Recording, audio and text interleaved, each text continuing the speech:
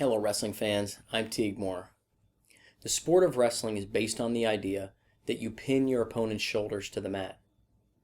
At times, you're unable to do this, so we have to have a scoring system to award our winner. In this format of wrestling, which is a combination of freestyle and folk style rules, the scoring from our feet is 1 point for a push out, 2 points for a takedown, 3 points for neutral or feet to back exposure. From top position, you'll either win 2 or 3 points for near fall exposure. From bottom position, you can either earn a 1 point escape or a 2 point reversal. So our first position that we're going to discuss is the push out, when two athletes are on their feet from the neutral position. The first and most basic push out that we'll see is when two opponents get near the edge of the mat and one opponent, opponent A, pushes opponent B out of bounds. Very simple to understand. The first athlete that steps out of bounds is penalized a point. Doesn't matter if you're on your feet or on your knees, the first opponent out of bounds loses a point. So the next position that we'll discuss is the takedown. In folk style, when you get around your athlete or around the opponent and you get a supporting point to the mat, the referee awards 2. In freestyle, you can be around your opponent, and while 2 hands are on the mat, if his knees are still up, a takedown is not awarded. In our form of scoring, any position that controls your opponent can be awarded a takedown. If I'm behind my athlete and his hand goes to the mat, that's worth 2 points. If I'm behind the athlete and his knee goes to the mat, that's worth 2 points. It also pertains to if I take a shot and the athlete hits the mat, if he's on his hip or on his butt, and the official feels that the dominant wrestler is in control, regardless of head position, hands locked or unlocked, if the official feels that that athlete is in control, he can be awarded 2 points. The next position that we'll discuss is the 3-point takedown or 3-point feet to back exposure. Currently in freestyle, you must take your athlete directly from his feet to his back. In our scoring system, to open up the scoring opportunities, if we're in the neutral position and I expose the athlete's back from his feet, clearly it's 3 points. But at the same time, if we move an athlete to his knees, let's say a front headlock position, and we roll or attack that opponent through, we can still score our 3-point takedown because it's exposure from the neutral position. So defined as feet to back, it helps knowing that anytime we go from neutral and expose our opponent's back to the mat, we can be awarded 3 points. Our next position that we'll discuss is the near fall position from top. Once an athlete has scored a takedown and they're now in the offensive position, think of folk style wrestling or collegiate wrestling from top position. Once we expose our opponent's back to the mat, the referee will count a 2 count for 2 points or a 5 count for 3 points. The only difference being, rather than having to meet a 45-degree angle, we only have to pass a 90-degree angle to get our count. We must hold them for the count though. A 2 count is worth 2 points, a 5 count is worth 3 points. Our next position that we'll look at is the defensive position. Anytime an athlete is taken down to the mat, they have the ability to either earn 1 point for an escape or 2 points for a reversal. This is very similar to what we see in the current folk style rule wrestling system. If on the bottom position I can get to my feet and cleanly break away from my opponent, I'll be awarded 1 point.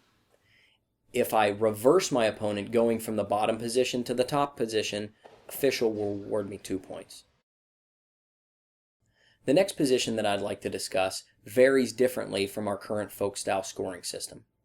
On our feet from neutral position, if an athlete would attack and his opponent defends by trying to roll underneath, as we know it, the funk position, as that athlete rolls under and may get stuck on his back, the official can count and award the top opponent points. Notice that the official does not have to give a takedown. You could get stuck on your back from neutral position and give up near fall. This varies differently from the current folk style position, but it does allow our scoring athlete to get closer to his 10 points. In this next clip, you'll see that the two athletes competing are in neutral position. As one athlete attacks, his opponent defends underneath in the funk position. You'll see that clearly the official can count a 1,002 count, awarding his opponent 2 points. As they break free, the opponent with the 2 points never scores a takedown. So he's earned 2-point near fall, but never awarded a takedown. In this next clip, very similar to our last one, the 2 athletes are in the neutral position and one athlete defends with a funk. You'll see that the official could count all the way to a 5 count, awarding his opponent 3 near fall. But notice they break free and the scoring opponent never secures a takedown. In our following clip, you'll see that we once again go to the funk position, but this time the athlete that is awarded points finishes on top. Therefore, he would either receive a 2-point near fall and then a 2-point takedown, or a 3-point near fall and then a 2-point takedown. In our rules system, because there is no score clock, there will be times during these bouts that an athlete wants to take a timeout. At any time during a bout, one athlete could call a timeout. If he chooses to take a timeout, his opponent will be given 2 points and he'll be given 90 seconds to go to his corner and recoup. At any time during the bout, he can choose to do this again. Each time, his opponent is awarded 2 points and he receives a 90-second break. These timeouts can only be called when there is a lull in action. If an athlete attempts to call a timeout while his opponent is scoring, the official can allow the offensive wrestler to continue with his scoring. The official does not have to award the timeout specifically when the athlete warrants it, but there must be a lull in action for the official to award the timeout. Injury time. We also understand that during some of these bouts, athletes are going to be injured. But if an athlete chooses to take injury time, his opponent will be awarded 2 points and he will get 90 seconds to recover. If an official feels that there was an inadvertent action that caused the injury, the official can take my time and allow that athlete to recover. A great example of this would be an inadvertent eye poke. If 2 athletes are competing and one athlete gets poked in the eye, the official can pause the match and allow the injured athlete to recover with no penalties warranted to his opponent. But let's say it's a twisted ankle. The athlete twists his ankle, looks to the official to get injury time. The official can stop, award the injury time for 90 seconds while his opponent earns 2 points. There are 2 different ways that athletes can receive points from penalties. Number 1 is the most common known from folk style wrestling, locking hands in the top position. Anytime an athlete is in the top position and locks his hands, the official will stop the match and award his opponent 1 point for locked hands. The other way that the official can award points is a 2-point penalty. If the official feels at any point during the match that an athlete is pausing or trying to stop the action, we know this in folk style as stalling, we know this in freestyle as passivity.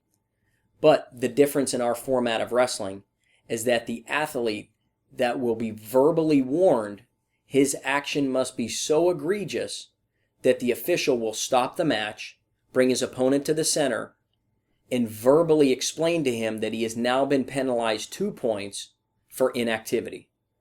If he is warned a second time or penalized a second time, the match is automatically over.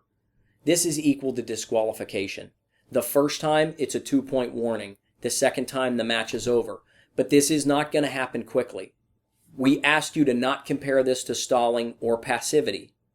That is the only way that we can relate these two from the similar styles of wrestling that we currently see.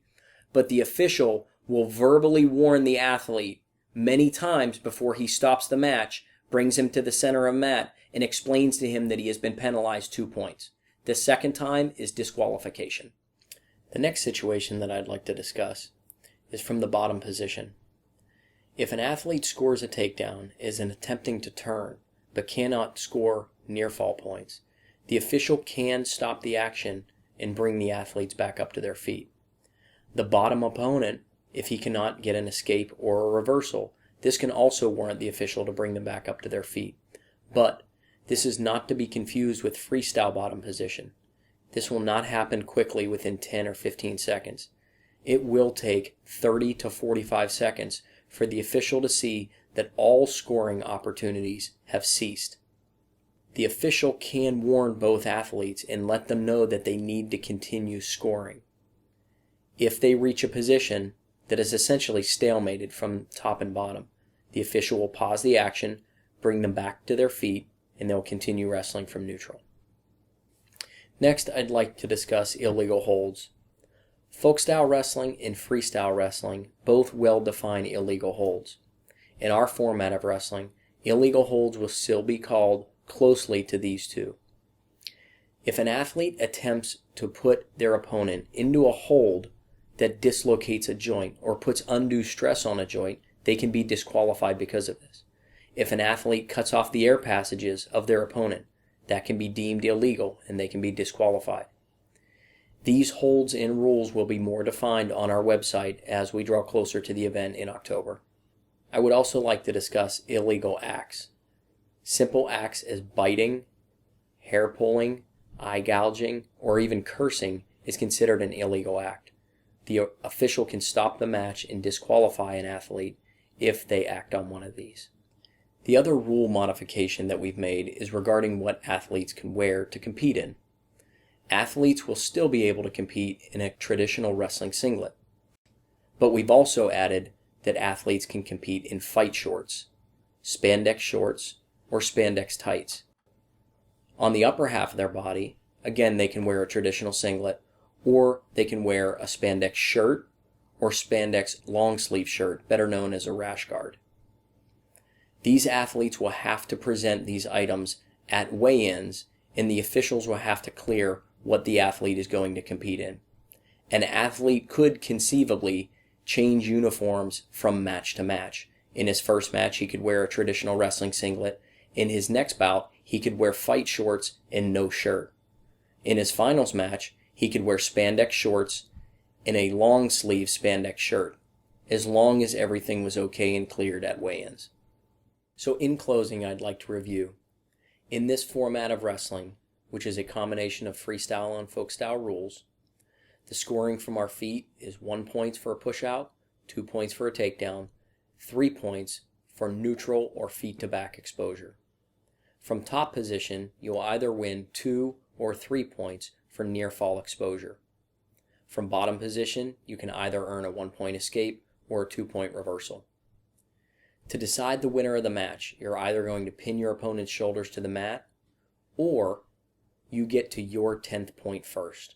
Remember, there are no clocks during these competitions.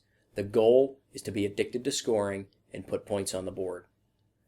July 1, we will release our registration video. Athletes will see what they need to do to register for this event coming in October. We hope wrestling fans will continue to follow us on our Twitter and our website feeds. We look forward to seeing you in Pittsburgh.